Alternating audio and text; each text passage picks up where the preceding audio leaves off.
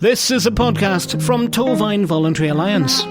Hello, I'm Patrick Downs. Welcome to Word from the Third, where we'll be taking a look at all the big stories and news from the third sector here in Torfaen. And on this edition, talking about supported lodgings here in Torfaen with Kath Gallivan from Llamau. So Kath, could you tell me a bit more about what Llamau Supported Lodging Scheme is? Yes, Patrick. The Supported Lodging Scheme is a scheme which supports young people aged between 16 and 24 who are either homeless or facing homelessness. We work with supported lodgings hosts who provide young people with a room and a supportive living environment to help the young person to begin to overcome their challenges and one day try to move on to living independently. And we hope that by living in a homely environment with an understanding and patient host or family, a young person will feel welcome and settled into the home quite comfortably. How can a supported lodgings host help somebody during their time living with them? In lots of ways, but first, hosts can help a young person by offering them a room and a nurturing home environment, which will provide the young person with stability,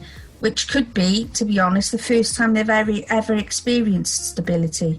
Hosts can support young people with things like showing them how to cook certain meals or following a recipe, helping with cleaning parts of the house and to help keep their room tidy. Helping to manage money also is really important. We also encourage hosts to help young people to manage their time effectively. So keeping a good routine with college or work, for example. Ultimately, we want a young person feel that they're cared for and that they're well supported.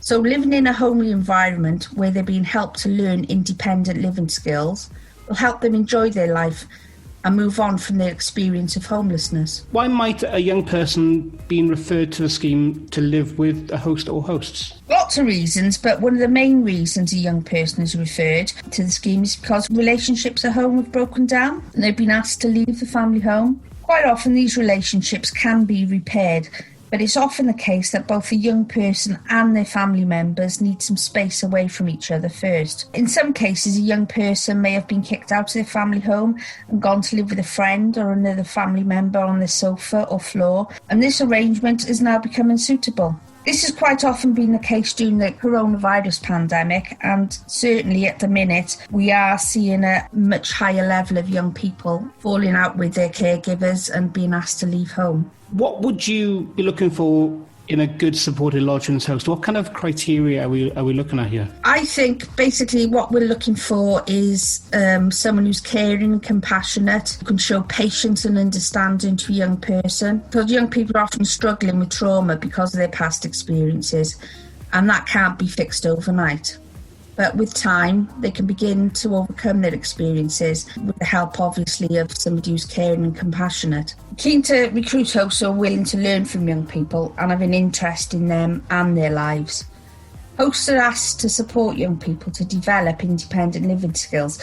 So I suppose we'll look for people willing to show how much they care through the support and making sure that they encourage learning throughout the household. Hosts can be from a variety of backgrounds and no qualifications are required. We do offer full training and ongoing support to hosts so they can feel confident and won't be alone, and support is available throughout the time that the young person is with them. How can somebody show an interest in becoming a host, and what do they need to do to contact you for this? Okay, so it's quite easy. If they'd like more information or are interested in becoming a host, please do contact us. You can visit the Llamau website and go to the Support Us section.